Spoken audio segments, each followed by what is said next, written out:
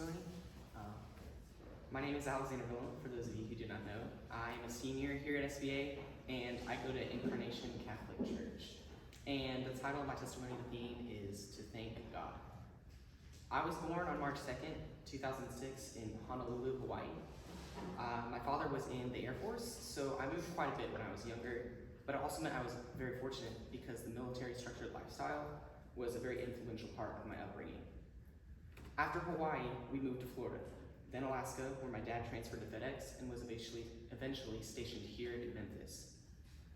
Upon arrival, my parents decided to homeschool me and my siblings in order to fully model us into proper adults with Jesus-centered lives by teaching and influencing their morals and work ethic on us, to which I took for granted.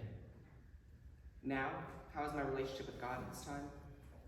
To me, he was just some invisible, wise old man that I said hi to every Sunday when I went to church, as I, just went through the motions. I knew he was mysterious and powerful, but he had no true significance to me. I had no personal relationship with God. But what is so amazing about God is his never-ending forgiveness, mercy, and grace. God has been very generous to me despite my ignorance, and has given me many gifts to be used for his will. And with these gifts, I've been able to do some amazing things, but I am absolutely ashamed to admit that I had the audacity to never thank him for them, for the gifts that he had given me. God's given me the grace to obtain high academic achievements, and did I thank him?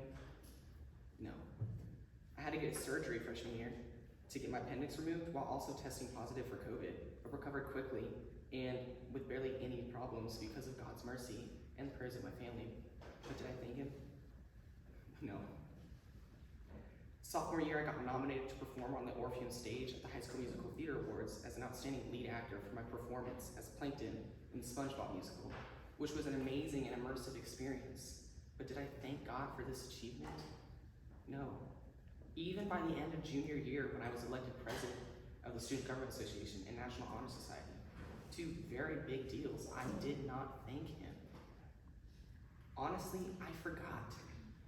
I was so caught up in the material world and arrogance clouded my judgment that I forgot all my achievements were made possible by God. And I never gave him credit. I gave myself all the credit. Throughout this time, I had still been going through the motions, praying inconsistently, and having my mind wander during Mass. But it was the little things, small spiritual awakenings per se, paying attention to a particular theology lesson that spoke out to me, an enlightening junior retreat, as well as the campus ministry core team discipleship camp, which has had a major impact on my faith.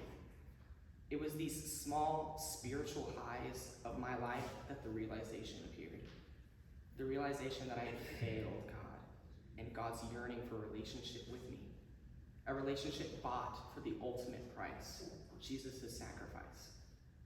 I was like the prodigal son who took all my inheritance, my talents, and ran off spending it, never honoring my generous father by praising his name, or thanking him, or being grateful or humble. I was also dishonoring my parents, who sacrificed so much to teach me to love and thank the Lord. Now, I strive to thank God.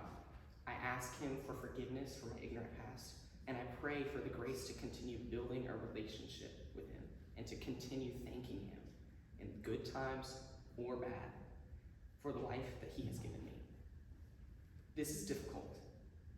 My battle with arrogance and negligence is challenging.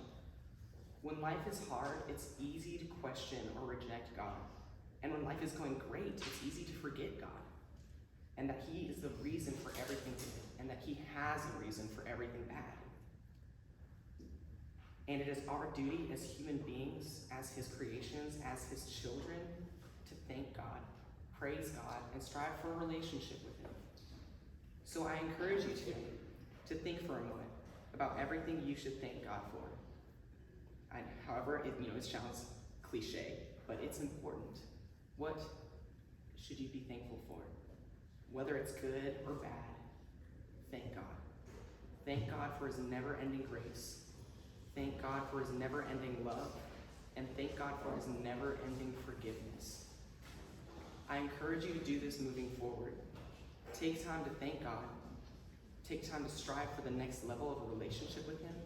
And I encourage you to continue doing this into the future, to further growing humility as grateful and humble sheep, capable of doing amazing things through God and by His grace. Thank you.